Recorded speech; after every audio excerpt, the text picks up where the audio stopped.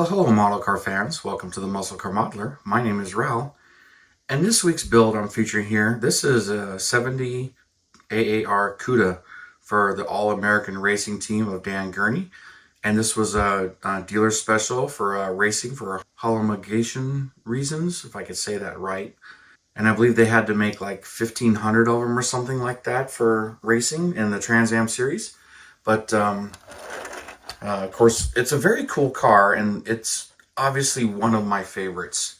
It's kind of apparent when I look at my collection of builds here, as I now have 4 of these built. But this is my first one. And I just, when I first saw these cars in the magazines and everything, I just thought they were so cool with that stripe package, the blacked out hood, the side pipes, the rubber bumpers front and rear, and the wild colors these things came in. They just grabbed my attention. And then to find out they had a very potent 340 small block with 3 deuce carburetors for the 6-pack setup. And so these things were just quite impressive to me for what they were, and that pistol grip shifter that's in there. Just a really cool car, and just the way the Cuda looks to begin with. I really like the way these things looked, and I always have. They're just one of the body styles that just really gets me. And it's probably one of the first Mopars that really got my attention, being raised a Ford kid from my dad, knowing Mustangs and Thunderbirds. My dad had all those T-Birds that I've talked about a few times here and there. But my mom had that station wagon, which was, eventually became mine. But I didn't know what much about Plymouths and Mopars and some of those cars.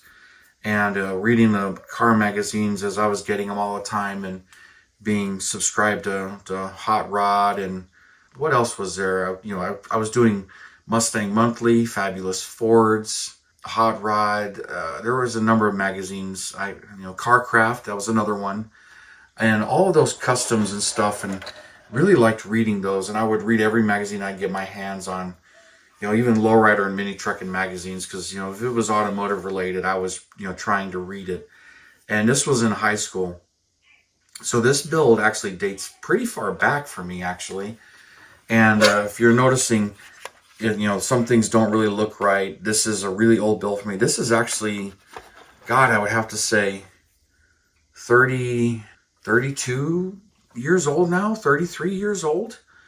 And if you guys know your modeling history, Revell didn't come out with their AAR Cuda until about 95.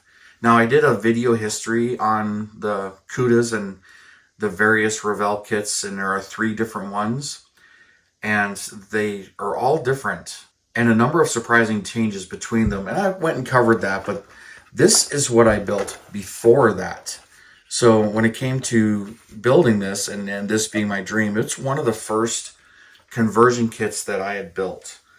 And I would have to say it's probably my first successful build in aftermarket parts and that, because I remember I had this one, and I had also bought, and I believe it was the same company, a resin 67 Shelby conversion kit to be used on the 68 AMT kit.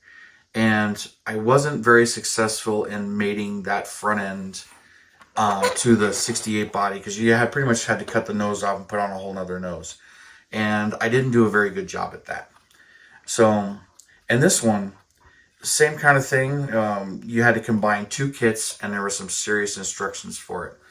So as you can see, this is quite different, and it is pretty much all Monogram, really, because that's what was available back then as far as the donor kits were. Now, Monogram had their 70 Challenger TA, which had the chassis, the exhaust, the 346 pack engine, all of that. So the drivetrain was in that kit. And then Monogram also had their 71 Hemi Cuda kit, which there's your Cuda body and everything, but it was a 71 body. Now, to do this conversion, here's this resin kit from MPB Detail Products. Based in New York, I had seen their ad in Scale Auto magazine. And back then, that was before you had the internet, or the internet was in its very, very infancy, really.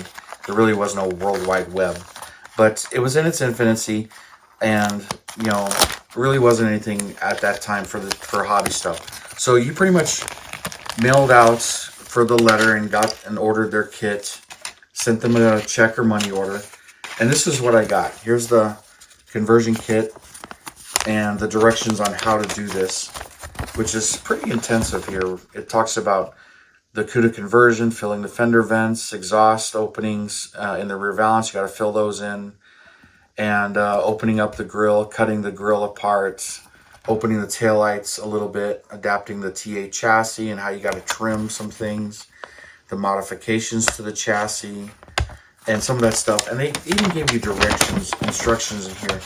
It talks about trimming, opening the taillight openings for the taillights to fit in, shortening the engine compartment a little bit because the two chassis and engines had different heights.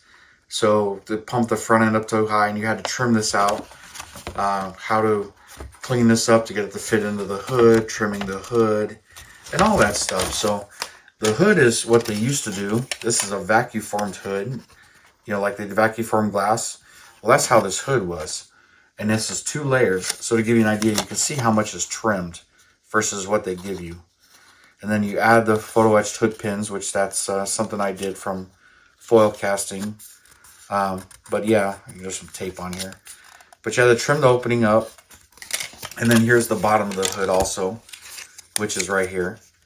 And you glue the 2 pieces together and trim the opening up so that you can see in it. And it actually fits the hood. So that's how you made the hood. And then here's the grill right here, which is upside down. Headlights are in it. You can drill them out, which I did on one of my latest builds. But that's the grill. A little dusty, and it's oversized a little bit, and you can clean it up and shave it a little bit. Here's the taillights. Pretty simple, but effective. Again, this was the late 80s, early 90s. And there was also this spoiler, which I somehow lost, the one that was in this kit, but that's okay. I've had this a very long time. It's now a relic, which, some of my resin parts are that way. I've been buying some of this stuff. But this is like literally my first conversion kit that I remember doing and then getting it actually done. Now, I remember the only decals you can get of this were from Katie. I had gotten those and put them on, but that's not what this is on here now. So I had done a few things, but I had gotten those parts to fit, got the engine to fit, cut the plastic radiator hose. You can kind of see my seam there. But this original build, and I'll throw some pictures up because my original build did not have a vinyl top on it. And I believe the front bumper was chrome, not the rubber one. And my original, I believe I had the valance panel, the 71 style valance panel. This one I had modified to make it look more like the 70, which here's another one. And I had cast a couple of these too. So like here's another one of the kits, but I had cast and made my own front valance panel and glued these on from a later one. So I added those to add to a few more of these to get them built. But anyway, so sometime about 15 years ago, I tore this apart, repainted it. I did not redo the chassis or anything, so I left all of that alone for my original build. It was basically just redid the body. And I believe I ended up redoing some of the interior. I don't remember if the interior was white originally, but it's been that long ago. And then because the 95 kit came out, then I used the white set of decals on this when I rebuilt it and filled all this in. So you had to fill in the exhaust holes, which you can almost see. Let's see. Yeah, you can kind of see the putty work in there because it wasn't all that great, but it's aged pretty well. You had to fill in the fender vents here. And but this thing, as one of my favorite cars, as you can tell, it came out nice. It's still one of my favorite builds, even though the newest kit is by far the best one, even though it's the smaller 1/25th scale. As I mentioned, this is 1/24 scale, and it's made from the 2 Monogram kits. And but that tooling has evolved, and then they came out with the Nash Bridges convertible 71 kit.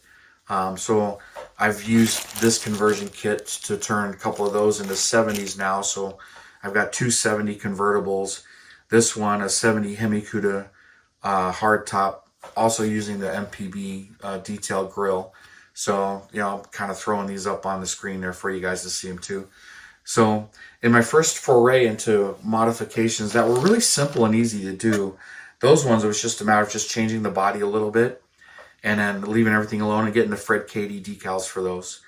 But they all came out great, and I love all of those builds. Of course, I'm attached to all of them. But this is, you know, by far means a lot to me, as it was one of my conversions that came out really well, one of the first ones that I had really done, and got me not to be afraid of doing others. Even though I started with a Challenger TA that was built up, that one was already built up, but I pretty much bought another 71 Cuda to build it, if I remember right. I don't think that was a previous build, but they came out all right. And then when they came out with a 95 kit, I had to build that. And then, of course, the two others, I ended up building those just to show the differences in some of them. So now I've got 4 of these built. That kind of puts it in one of my favorite subjects as far as models go, because, you know, I've got 4 of these AAR Cudas and only one TA Challenger, which I have built 2, but one didn't survive and ended up being this. Then I had that one. And I got another one in my stash to build someday. But I got 4 of the Thunderbolts, the 64 Thunderbolts. I think that falls into the category. And then also my 65, 66 Shelby Mustangs. I know I have more of those built. 4 or 5 of those. But, you know, definitely one of my favorite Mopars is 70 Cuda and 70 Challenger. The E-bodies are just cars that I just really love. But anyway, that's going to kind of do it for this one. But I figured I would show this one off to you guys and I'd share its story. Even though I've covered the Cudas before, and that video I did 4 years ago comparing them, I showed it in there and kind of compared what you had to do to build one before the kits came out. But I saved it for this video and didn't realize I never actually went over this one. But figured I would do that this time, share it with you guys. So you guys, thank you for tuning in, subscribing, and all your comments. I really do appreciate you guys. And you have a wonderful weekend, and I will see you next time.